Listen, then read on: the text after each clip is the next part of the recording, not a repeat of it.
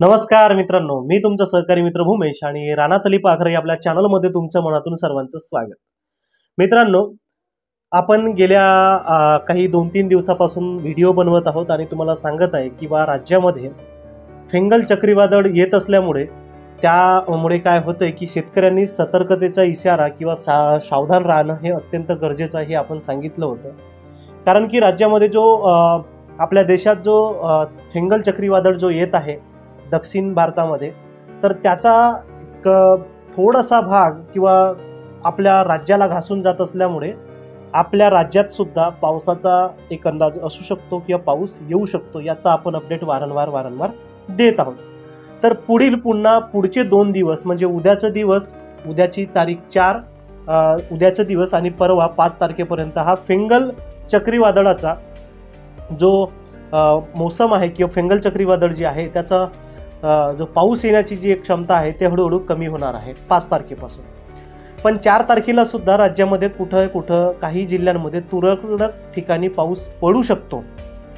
आज सुद्धा काही ठिकाणी पाऊस पडलेला, तर जसं बँगलोर सारख्या ठिकाणी आपल्या राज्यातलं हा शहर नाही आहे, पण बाहेर राज्यातील शहर आहे. तर त्या ठिकाणी खूप मोठ्या प्रमाणामध्ये पाऊस पडलेला आणि देशामध्ये इतर राज्यांमध्ये मोठ्या प्रमाणामध्ये फेंगल सायक्लोन आल्यामुळे खूप मोठ्या प्रमाणात पाऊस पडत आहे आणि त्याचाच काही भाग किंवा त्याचेच काही चटके आपल्या राज्यात सुद्धा दिसत आहेत. त्या दिवशी मी तुम्हाला सांगितलं होतं, परत मी एक स्टोरी टाकली होती, त्यात मी तुम्हाला सांगितलं होतं की फेंगल सायक्लोन आल्यामुळे जसं गडचिरोली असेल, नांदेड असेल, सांगली, सातारा, कोल्हापूर हा जो काही दक्षिण भागातली जी जिल्हे आहेत या ठिकाणी पावसाचे काही तुरळक ठिकाणी थोडाफार प्रमाणामध्ये पाऊस पडलेला आहे, हे मी तुम्हाला सांगितलं होतं आणि अपडेट दिलं होतं. आज सुद्धा परत सांगते की शेतकऱ्यांनी सतर्क राहणं अत्यंत गरजेचं आहे, कारण की फेंगल सायक्लोनचा जो धोका होता तो अजूनपर्यंत टळलेला नाही आहे. तर आपल्या पिकाचं संरक्षण तुम्ही जर का कुठं विटाची काढणी असेल, विटा बनवत असतील विटांच्या व्यापाऱ्यांनी किंवा ठेकेदारांनी, त्यानंतर कापूस वेचणारे असतील, सोयाबीन काढणारे असतील, परत काही इतर जे काही तुमचे पिकं असतील, तर त्या पिकांना सतर्क किंवा सावधान आपल्या सुरक्षित ठिकाणी ठेवण्यासाठी हा एक अत्यंत महत्त्वाचा असा अपडेट आहे.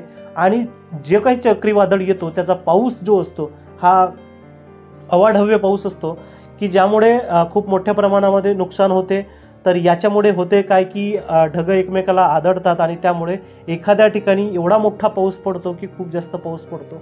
तर याचा फटका आपल्याला बसू नये किंवा पाऊसमध्ये आपलं कुठलं पीक भेटू नये, यासाठी शेतकऱ्यांनी काळजी घेणं गरजेचं आहे. तर हे होती छोटीशी अपडेट. नक्कीच हे अपडेट तुम्हाला पटली असेलच आणि पटली तर इतरांना सुद्धा शेअर करा, त्यांना सुद्धा पाठवा की समजू द्या.